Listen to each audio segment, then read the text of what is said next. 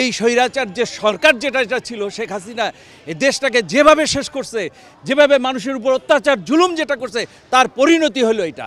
এবং এইটার পরিণতি এর আগে যে ঘটনাগুলো ছিল, তারপরে অনেকেই ধারণা করছে আমাদের উপদেষ্টা পরিষদেও কিছু দালাল আছে, এই সব আওয়ামী লীগের কিছু দালাল আছে, তারা ওখান থেকে ধারণা করছে কি বাংলাদেশ সমস্ত ছাত্র জনতা অনেক স্তমিত হয়ে গেছে, এদেরকে দিয়ে আর হবে না, একটা ডাকদান দ্বিতীয়বার কোনো কেউ আসবে না। এইটাই প্রমাণ করে দিছে যে তারা এখনও স্তমিত হয় নাই। আমাদের ছাত্র জনতারও এখনও রক্ত গরম আছে। ইনকলাব জিন্দাবাদ, বাংলাদেশের ছাত্র জনতা জিন্দাবাদ। অনেক ভালো লাগে, অনেক 16টা বছর নির্যাতনে আসলো, কোনো বড় হয়ে কথা আলম মোল্লারে হত্যা করছে, নির্যাতন আবু সাহেদ অনেক মার বুক খালি করছে। কি কাজ করবো, আনন্দ ঠেলা, রাত ঘুমায় না কখন আসবো, আবার দেখতে পাইছি সকালে না খায়। অনেক ভালো লাগে যে কোনো সরকার আয়োগ প্রতিষ্ঠিত হবে, এ গরিবের পাশে থাকতে হবে সব সময়, গোপাল গছ ভাঙে দিতে হবে। আমাদের ঈদের আনন্দ হইতেছে, মনে হয় মায়ের পেট থেকে আবার জন্ম নিচ্ছি। আমি ময়মনসিংহ থেকে কালকে আসছি, আমার বাড়ি ময়মনসিংহ ফুলবাড়ি থানা। আমি কালকে আসছি, আইসে ভাঙচুর করছি। খুব আমাদের খুব ভালো আছে, 16টা বছর খুব জ্বালাইছে আমাদের। বিগত 15টা বছর এখান থেকেই যত স্বৈরাচারী কর্মকাণ্ড পরিচালনা করা হয়েছে, আর মূলত বাংলাদেশের যত স্বৈরাচারী আতুরঘর ছিল এটা, এই জন্য এটা মাটির সাথে মিশিয়ে দেওয়াটা আমাদের কর্তব্য মনে করি। দেখলাম যে এখানে ভাঙাচোরা হচ্ছে, আমি আর বাসায় থাকতে পারলাম না, এই জন্য চলে আসলাম যে এই বিজয়ের একটু হলেও অংশীদার হওয়ার জন্য।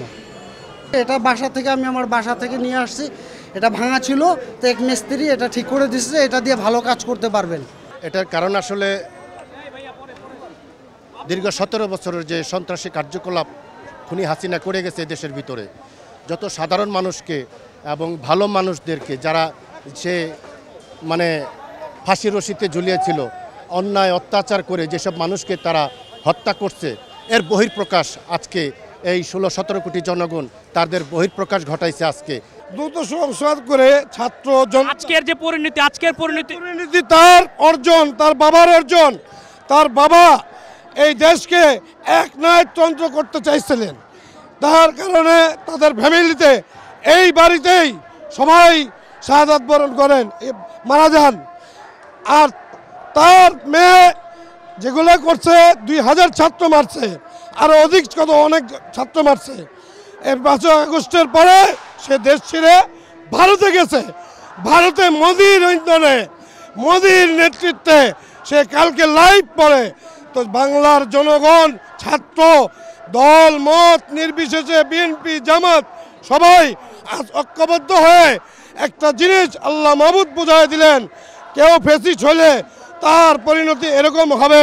আসলে বঙ্গবন্ধুকে বাঙালি জাতি মাথায় উঠে রাখছিল, কিন্তু সেই সম্মান সে রাখতে পারেনি, কারণ সে স্বাধীনের পর 71-এর পর থেকে সে হলো স্বৈরা শাসক হয়ে গেছিল, যেটার জন্য 75-এ তার পরিণতি এটাই হয়েছিল।